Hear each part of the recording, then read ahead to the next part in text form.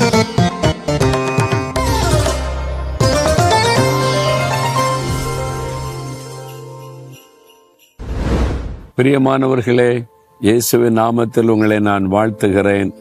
இந்த நாள் உங்களுக்கு ஒரு அற்புதத்தின் நாள். ஆண்டவர் உங்களுக்கு ஒரு அற்புதம் செய்து மகிழ பண்ண போகிறார்.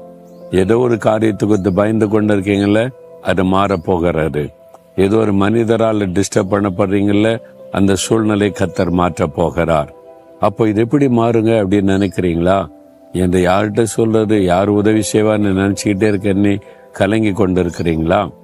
ஆண்டவருடைய ஒரு வார்த்தை பாருங்க, இது விசுவாச வார்த்தை. நீங்க இதை ஜெபத்துல சொல்லணும். எபிரேயர் 13:6 கர்த்தர் எனக்கு சகாயர், நான் பயப்படேன், மனுஷன் எனக்கு என்ன செய்வான்? இப்படி என்னைக்காவது சொல்லியிருக்கிறீங்களா? கர்த்தர் எனக்கு சகாயர், நான் பயப்பட மாட்டேன், மனிதன் எனக்கு என்ன செய்ய முடியும் அப்படின்னு சொல்லுங்களேன். தேவன் அதை பார்ப்பார். என் பிள்ளை என் மேல எவ்வளவு பெரிய விசுவாசம் வைத்திருக்கிறாள், நான் தான் சகாயம் பண்ணணும்னு ஆண்டவர் அற்புதம் செஞ்சிருவார். அப்போ நான் இது மாதிரி சொல்லியிருக்கிறேன். சில சமயம் மனிதரால் ரொம்ப நெருக்கம், பயமுறுத்தப்படுவோம், நெருக்கப்படுவோம், டிஸ்டர்ப் பண்ணப்படுவோம்ல. நான் பார்த்திருக்கிறேன். நான் மாதிரி நெருக்க வரும்போது நான் இந்த வசனத்தை சொல்லி ஆண்டவரை துதிப்பேன். ஆண்டவரே, நீங்க என்னுடைய சகாயர், எனக்கு உதவி செய்கிறவர், சகாயம் பண்ணுகிறவர். இந்த சூழ்நிலையிலும் நீங்க எனக்கு உதவி செய்கிற தேவனாய் இருக்கிறீர்.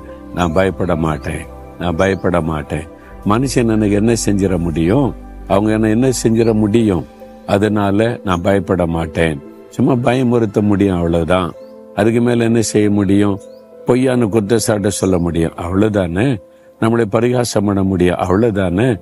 எனக்கு அதுக்கு மேல அவங்க என்ன செஞ்சிட முடியும்? நான் பயப்பட மாட்டேன் ஆண்டவரே. அப்படி சொல்லி விசுவாசத்தை அறிக்கையிட்டு துதிக்கும் போது சாத்தான் வெட்கப்பட்டு போவான். என்ன, சில பொல்லாத மனிதர்களை வைத்து உங்களை பயப்படுத்தி உங்களை சோர்ந்து போக பண்ணதான் முயற்சி பண்ணுகிறான். நீங்க என்ன சொல்லணும்? பிசாசே, நான் பயப்பட மாட்டேன், கர்த்தர் எனக்கு சகாயர், அதனால நான் மனுஷருடைய காரியத்துக்கு பயப்பட மாட்டேன், அவர் எனக்கு உதவி செய்வார். அப்படி சொல்லும் பொழுது உடனே உங்களுக்குள்ள ஒரு மாற்றம் வரும். முதல்ல உங்களுக்குள்ள மாற்றம் வரும், தைரியம் வரும், சந்தோஷம் வரும், புதுபலன் வரும், சூழ்நிலைகள் மாறும். 2 காரியத்துல மாற்றத்தை பார்ப்பீங்க. இன்னைக்கு நீங்க சொல்லணும், இதயத்துல கை வைத்து, கர்த்தாவே நீங்க எனக்கு சகாயர், அதனால நான் பயப்பட மாட்டேன். இந்த சூழ்நிலை கண்டு, இந்த மனிதர்களுடைய பயமுறுத்தலை கண்டு நான் பயப்பட மாட்டேன். நீங்க எனக்கு சகாயம் பண்ணுகிற தேவன். மனுஷன் எனக்கு என்ன செஞ்சிட முடியும்? நீங்க என் கூட இருக்கும்போது மனுஷன் என்ன பண்ணிட முடியும்? என் தலையின் மயிரை கூட நீங்க எண்ணி வச்சிருக்கீங்க. என் தலையின் மயிரை குறித்த எவ்வளவு அக்கறையா இருந்தா என் மீது உங்களுக்கு எவ்வளவு அக்கறை இருக்கும்? ஒருத்தர் ஒண்ணு செய்ய அப்படி சொல்லுங்க.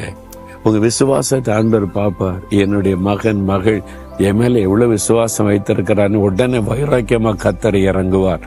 நான் அப்படிதான் சொல்லுவேன். ஆண்டவரே, பயமுறுத்துறாங்க, என்னை மிரட்டி பாக்குறாங்க, என்னை முடக்க நினைக்கிறாங்க, என்னை கேலி பண்றாங்க, இல்லாத பொல்லாத சொல்லி என்னை சோர்ந்து போக பண்றாங்க. ஆனா நான் ஒண்ணுக்கும் பயப்பட மாட்டேன், கலங்க மாட்டேன், சோர்ந்து போக மாட்டேன். ஏன்னா நீங்க என் கூட இருக்கீங்க, எனக்கு சகாயம் பண்றீங்க. இந்த மனுஷங்க என்ன செஞ்சிட முடியும்? உங்களுக்கு பேச முடியும், அவ்வளவுதானே. தூரத்துல இருந்து பயமுறுத்த முடியும், அவ்வளவுதானே. அதுக்கு மேல என்ன செஞ்சிட முடியும்? நீங்க எனக்கு இருக்கிறீங்க அப்படின்னு துதிக்க ஆரம்பிச்ச உடனே உள்ளத்துல ஒரு மாற்றம் வரும், சூழ்நிலையில் ஒரு மாற்றம் வரும், பெரிய அற்புதத்தை பார்ப்பீங்க. சொல்றீங்களா? இதயத்துல கை வைத்து, தேவனே, கர்த்தாவே நீர் எனக்கு சகாயர், நான் பயப்பட